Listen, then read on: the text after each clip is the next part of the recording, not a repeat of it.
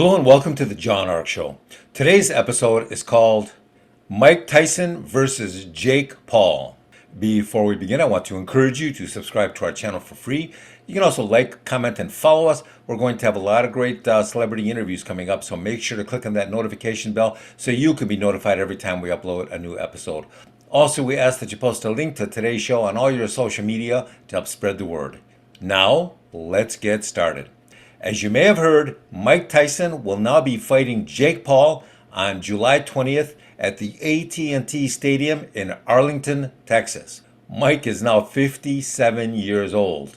Jake Paul is now 27 years old. Now, I've been a fan of martial arts and boxing my entire life. I studied karate for years. As a kid, I used to go to the Kronk Gym in Detroit where I met Tommy Hearns and Mickey Goodwin and Hilmer Kenty and Emanuel Stewart. These were some of the best boxers in the world, and it was a pleasure to see them become champions. As time progressed, the MMA world dominated the fight world simply because it was so new and interesting and such a spectacle. People had never seen this sort of thing. Now, MMA dominates fighting except for some occasional legacy fights like Tyson versus Paul. What's interesting is that for the most part, MMA doesn't pay its fighters very well. You know, the high-end marquee fighters get paid really well, but the mid-level and the low-level fighters, these guys are starving. They're living out of trailers, out of their moms' homes. Now, there are some exceptions, and as I say, but for the most part, the mid and low-level guys, they're broke.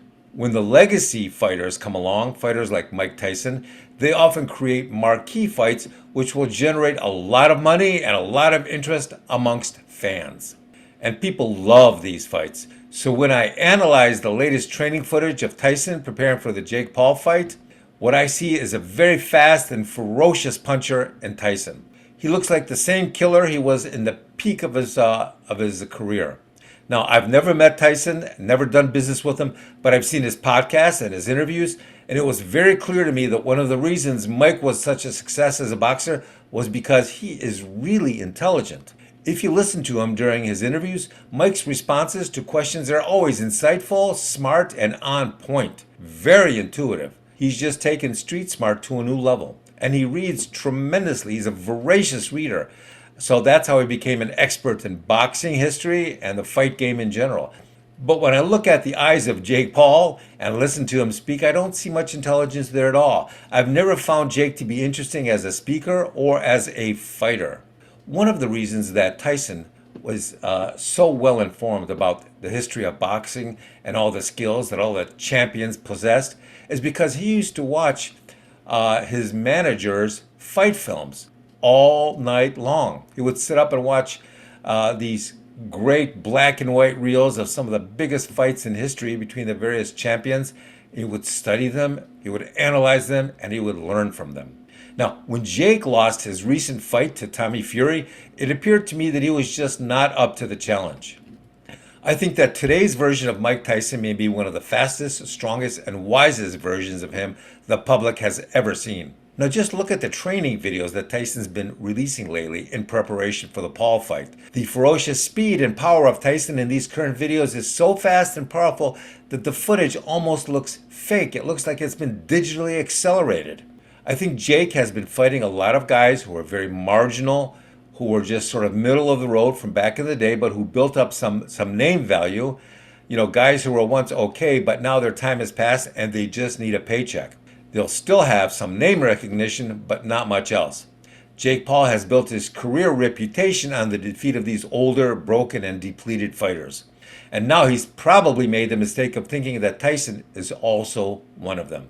He is not. I think Paul thinks he can defeat Tyson because of his age, and that will not be the case. Tyson is not broken, and he's not defeated. His body is older, but his skill set has not degraded. It seems to have almost improved. His speed's improved. His speed is ferocious. He defies his age by training with incredible intensity and regularity, and he does it very often. And I don't believe that Jake Paul has ever seen or experienced a human tornado like Tyson coming at him in the ring. He just hasn't. I believe that Paul will be knocked out so quickly that after he wakes up, he'll run home and hide under his bed and seriously reconsider his career choices. This fight has the feeling of a monster money-making event coming up. Not that either guy needs more money. They're both very wealthy. But you know how old warriors are? They can never give up on the excitement. I feel like this is going to be one of those occasions, and I'm looking forward to really seeing this fight. Good luck. Thank you for watching. I want to encourage you to subscribe to our channel for free. You can also comment and follow us. We're going to have a lot of great celebrity interviews coming up, so make sure to click on that notification bell so you can be notified every time we upload a new episode. Also, we ask that you post a link to today's episode of our show on your social media to help get the word out. Thank you, and we shall talk to you again. Bye-bye.